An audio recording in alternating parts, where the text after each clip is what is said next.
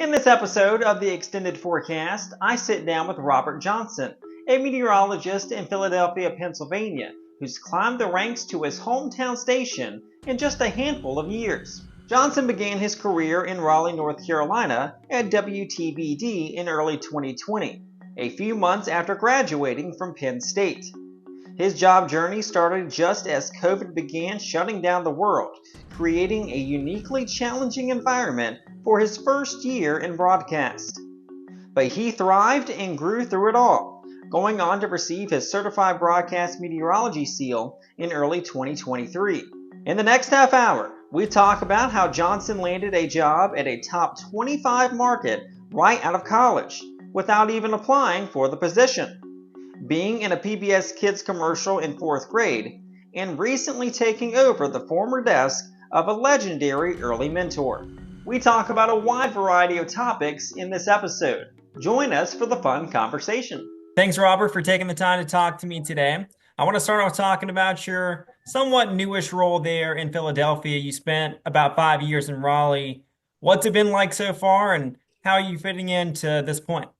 Yeah, well, first of all, thank you for having me on the podcast, Matthew. And I loved my 5 years in North Carolina, lived in Raleigh. It was such a peaceful place to live and great coworkers. And I do plan to go back and visit. Got a lot of life there, a lot of friends.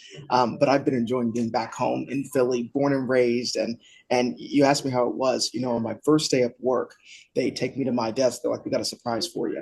And my first mentor in meteorology was Glenn Hurricane Schwartz, who used to work in Raleigh, by the way, different station, but used to work in Raleigh.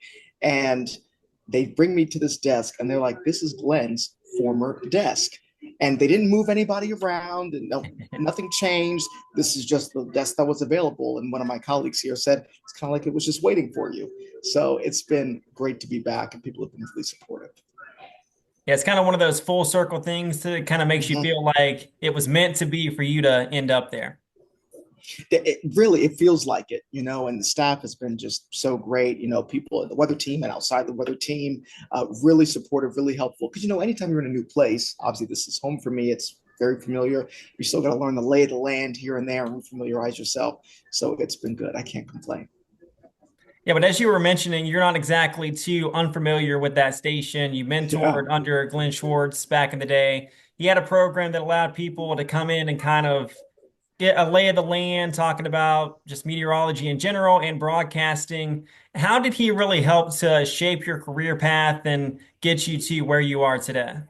I'm glad you mentioned that program. So, Glenn Hurricane Schwartz, a longtime meteorologist here at NBC 10, he's also from Philadelphia too.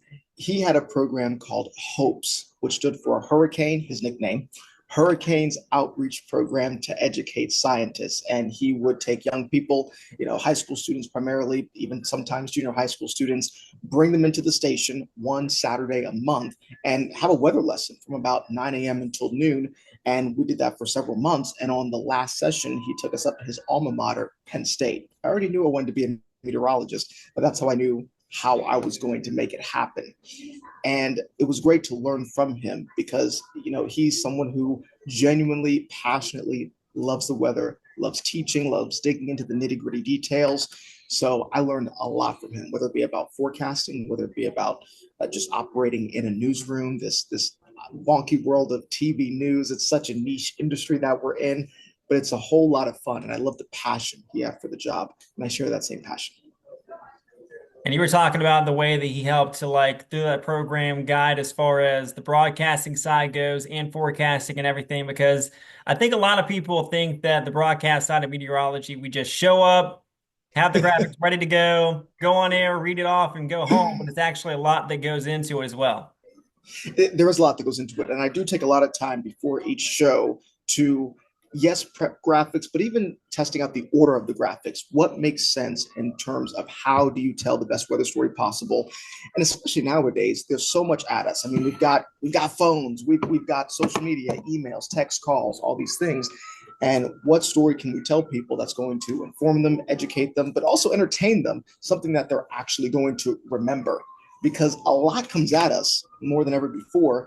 It's hard to remember all the information that comes at us. So I try to think about what's going to click with people. I think part of the problem too nowadays is everybody has such a short attention span with they want to get it quick as fast as they can and move on. So to actually hold them there for 3 minutes or so can be difficult at times, depending on what's going on with the weather, if it's active, sunny, but it's our job to make sure, no matter what the weather is, that it is interesting and informative at the same time. That's very true. And something I learned from my former chief meteorologist, Don Schwenniker, there in ABC 11 in Raleigh, was, he would have great interactions with the anchors. And, sometimes he would, we would joke about it when he would walk off camera. We would just be cracking up about something that happened.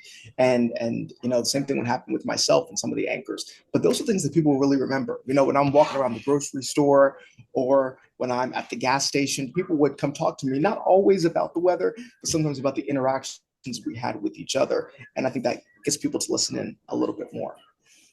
And one of the things I was told earlier on in my career is that everybody watching at home feels like you're a part of their family. They watch you from their couch every day. So it's that connection, not just, okay, is it going to rain tomorrow, but actually feeling like that person's part of your friend group and your family too. Yeah, and I had people tell me all the time, we love your smile. We love that you're smiling. You seem like you really enjoy being there. And I really do. I mean, you can get a meteorology degree, but you don't have to do television. You could do a whole bunch of other things in this field of meteorology. So I'm grateful and blessed that I get to do a career that I love and enjoy. And I get to be on television for a living, telling the weather, my childhood dream. So, I'm smiling, but I think people enjoy watching you more when you don't look miserable. If you look like you don't want to be there, then they're going to go click, right? Exactly. So, change the channel, go to their phone, anything but watching you.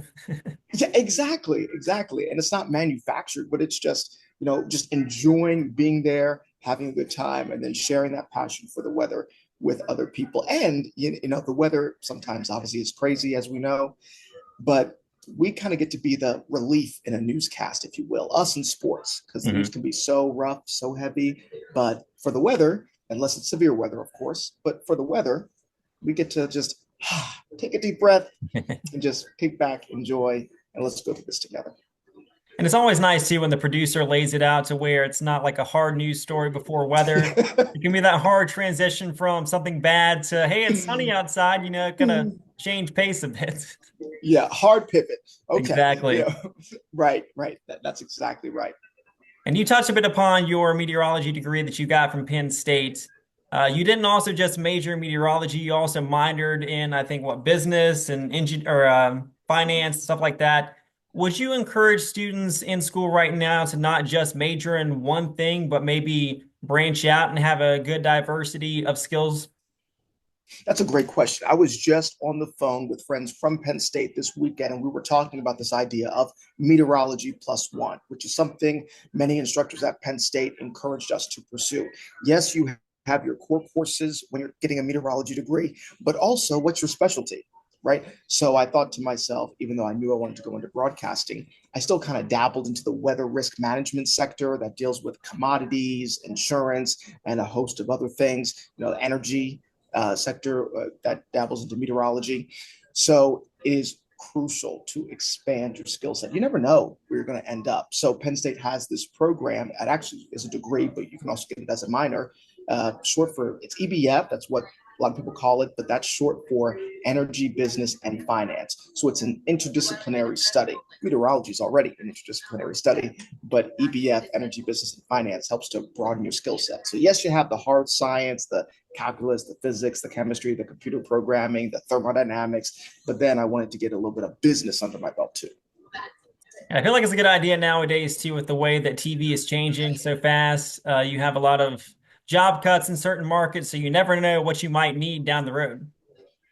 That's exactly right. And I do feel for all the people who are out there who are really struggling in this industry. And it's a tough industry to be in, let's be honest. I mean, it's really difficult. A lot of people have lost jobs and they're reworking their life, trying to see what works best, whether they want to stay in TV or branch out into something different. But I'm looking forward to seeing what some of those folks end up doing next, because we've got a lot of talented people in this field. Yeah, we do. A lot of really smart people, passionate people. And I think that's the thing about meteorology, is that people don't just pursue this for, most people pursue this because they have a really strong passion for the weather. They love the weather and they love helping people, keeping people informed, keeping people safe.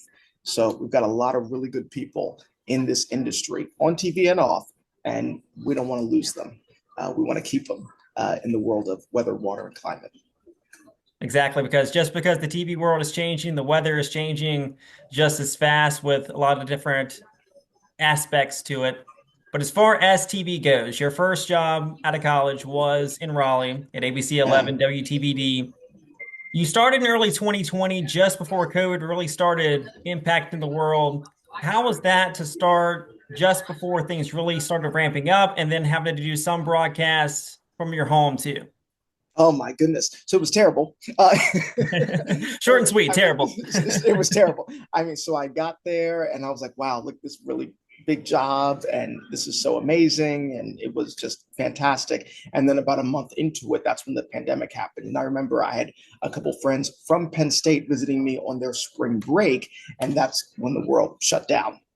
So some of them you may actually know, Matthew, since it's such a small industry. Yeah, might. And yeah, right. And I'm like, okay, here we go. So I did a lot of broadcasts from home.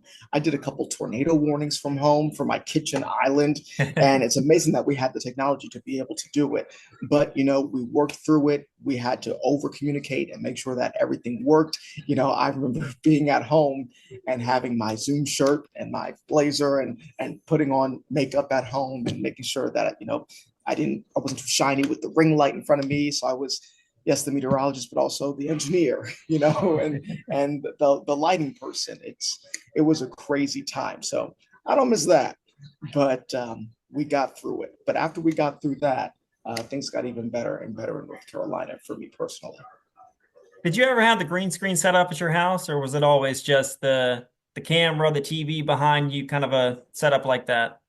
I know quite a few people did have a green screen, you know, throughout various markets. I never had the green screen. I thought about it for a moment, but it was just me. So usually here's how the shots would go. They would come to me full screen, and then they would take the graphics full, Okay. which worked out well for me. And then they might come back to me full screen before I tossed back to one of the anchors. So that's how that all went. But it kind of made it hard too, I'm sure, because you were talking about the anchor interaction. It's hard to do that when they're one place, you're a different place. You might not can even see them. It's hard to have that back and forth. I could not see them. I was still getting to know them.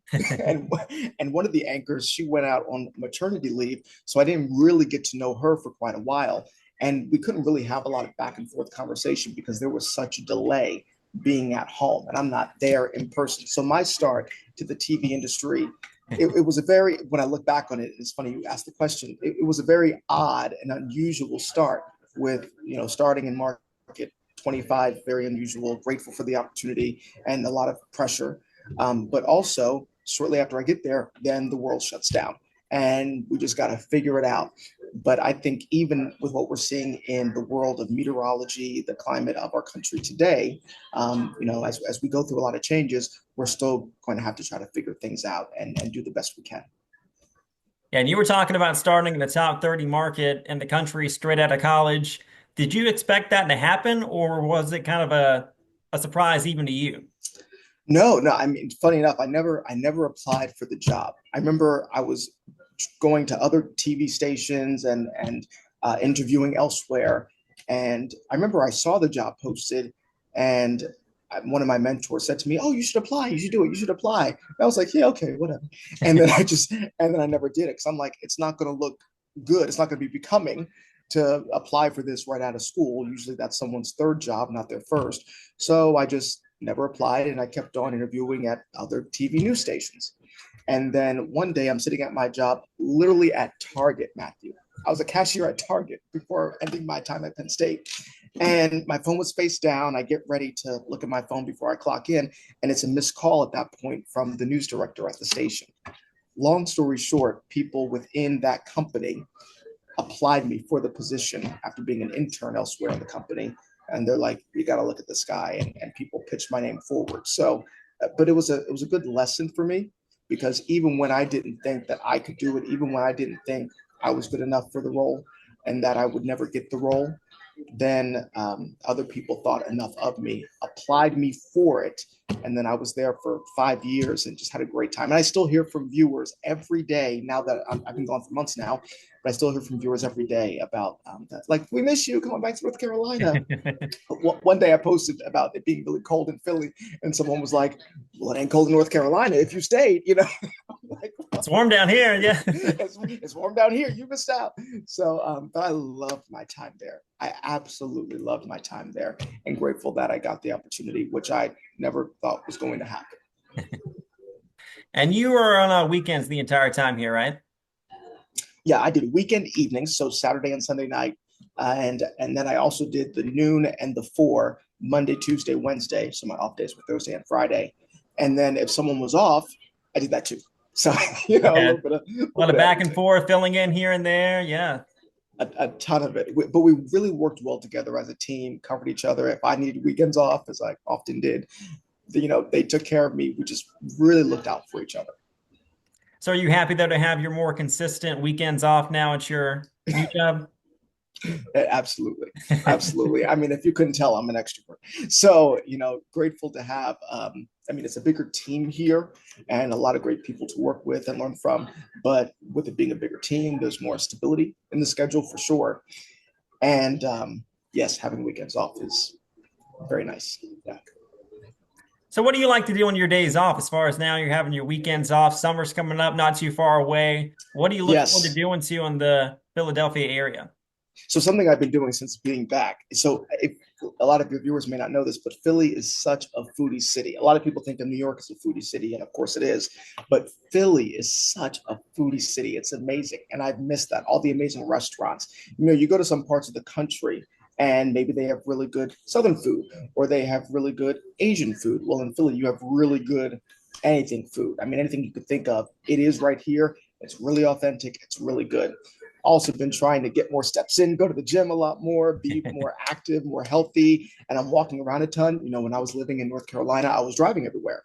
And so you're driving in the car to drive to work, you're sitting at work, you're driving in the car to go home, and you might be sitting at home. Well, here, living in the city, I walk everywhere. So that's been really nice. And I can't wait to go back down the shore.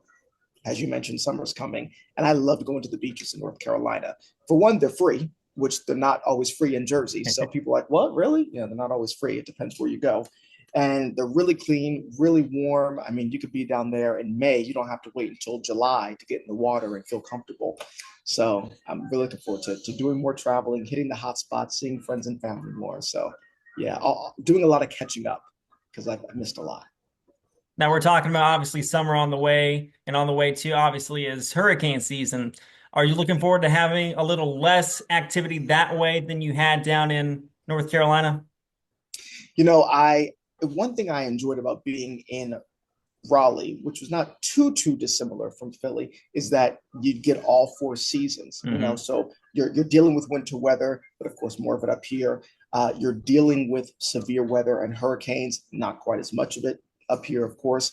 So, but I enjoyed severe weather and hurricane coverage to help people, get people safe, keep them and their families safe. And I would hear from viewers all the time about that when I was in North Carolina. And hurricanes, they're methodical. They operate in a way where you can really plan for it a little better than, for say, tornado warning or something like that. But we'll see what the season brings. I don't want to speak too quickly. You never know. Yeah, I was here for Hurricane Sandy when it came through this region. Okay. So wow. I remember that. Yeah, I remember hearing from friends who were impacted by that. So never let your guard down until it gets north of our latitude, right? Exactly. Never know what to expect. And backtracking a little bit back to your role in TV. Obviously now you're a broadcast meteorologist. Before that, you had other times on TV. Way back in the day, in 4th grade, you were on a PBS Kids commercial, I think. I practice and practice. Our top story this evening is that a car crashes into a sidewalk building to get better and better. Next Wednesday and Thursday are going to be very stormy. Was that the first time you were ever on TV? And did that help to kind of drive home the message of, I do want to be on TV when I grow up? You know, what's funny. So here's how that started. I was in a commercial in fourth grade for PBS Kids, and my mom put me into an acting camp one summer, not because she wanted me to be a star or anything. She's just like, I don't want you to sit at home all summer and do nothing. So you need to do something. So someone from her job knew of this acting camp. She put me into the acting camp. I was like, I don't want to do it. After day one, loved it. I had a great time. And the person who oversaw that theater performing arts camp knew of someone at PBS, and they were doing auditions for commercials, and they had a bunch of us write down, something we're interested in, not even necessarily what we wanted to be when we grew up, just what we were interested in. And I wrote about what I was interested in, and I was chosen for an auditioned for the role, and they're like, let's do a commercial. So that's how the commercial happened with PBS Kids back in the fourth grade. And that span off into other opportunities as well. Once people saw that and reached out and wanted to talk, and now we're running a promo about my story here at NBC 10, and bits and pieces of that PBS Kids commercial is within the NBC 10 commercial. So it's a full circle moment. It's kind of cool to tie it all together from way back in the day to now here in the present too. Yeah, it really is. It really is. So, just grateful to be here, and still, I mean, even as I sit at my desk right now, I overlook City Hall and the Comcast Center. I'm currently sitting at the Comcast Technology Center in Center City, Philadelphia. But like, to have this view and to be sitting here, it still feels surreal when I walk into work each morning. So are you a history guy like me? Do you like the historical stuff that comes with Philadelphia? I do. I feel like I've seen a bunch of it, so much growing up. So like, the Liberty Bell and Independence Hall and all those sorts of things. So yeah, I am interested, but I feel like I've done it so much. And now when friends come to visit, I take them there just so they can see what it is. But I'm like, I grew up here, so I've seen it. Like, I already seen it. Now I'm the tour guide. Yeah, growing up here, it's like it's been here my whole life. So, and I loved going on field trips to these places when I was in elementary school. But I feel like when you've been around anything so much, you almost lose an appreciation for it. I still appreciate it, but I'm like, oh yeah, there it is. I'm not fanning over it every time I see it, but I do think it's really cool, especially to walk down the cobblestone streets that we have here. Yeah, in Old City. Yeah, that'd be like living near Disney World and not having that appreciation. You're there all the time. It's not quite the same as it would be for a vacation or coming to town. Right. So I do love the history here, but I feel like now I'm like, yeah, it's there, So I'm not going to the Liberty Bell on the weekend, but when friends come to visit, I'll take them to the Liberty Bell on the weekend. Makes sense. A nice trade-off. So we'll end it off by talking about what's next for you. Obviously, you just got there, but with this being your dream job, your hometown, your home state, and a pretty big market jump even from back in Raleigh, have you reached your height, or do you think there's still lots of room to grow from here on out? Yeah, I think there's always room to grow, always things to learn. What does that look like? Who knows? But I remember when I first got this job and somebody asked me, so what's next? And I'm like, I want to enjoy being here while I'm here, take it all in. I just got done reading this book called The Ruthless Elimination of Hurry. And I think when you're so ambitious, it's easy to just be in a rush and go, strive. Like, stop and smell the roses. Like, that doesn't mean become lazy and just chill and do nothing. No, but like, take the time, take it all in. Before I came to the station, I was talking with one of the anchors, and he said to me, enjoy this moment. I know how it feels. His name is Keith Jones, because he interned here and now he works here and has been here for a while. He's like, just take it in. Take it in. When you're on air, take it in, especially the first few months. Like, you worked hard to be here. Here you are. Enjoy this moment. Take it in. Yeah, and it can be easy to overlook like the journey that got you to that point too. All the hard work, all the years of thinking about, hey, I'd love to be on this station. It finally came together and it worked out for you. Yeah, and about the hard work too. I mean, getting a meteorology degree, all the math and science. Just getting that degree is a challenge. Yes, it is. And then, getting a job and making all those dreams come true. So, but it's been so much fun so far. Like I said, even when I come into work some days or I get to work with some of the people that I grew up watching, whether it is Keith Jones, Tracy Davidson, Jacqueline London, Aaron Coleman, others here, like, that is so. Bill Henley, he's our morning meteorologist. He's been on air here longer than anybody else, 31 years. And it's like, oh, I get to work with these people. That's really cool. Yeah, it's really cool to see the people that you grew up watching now you're colleagues of them. Yeah. And it's nice when they're even better than you expected. You know, they still have that drive, they still have that passion, they work hard. And I love, and I enjoy this about ABC 11 as well.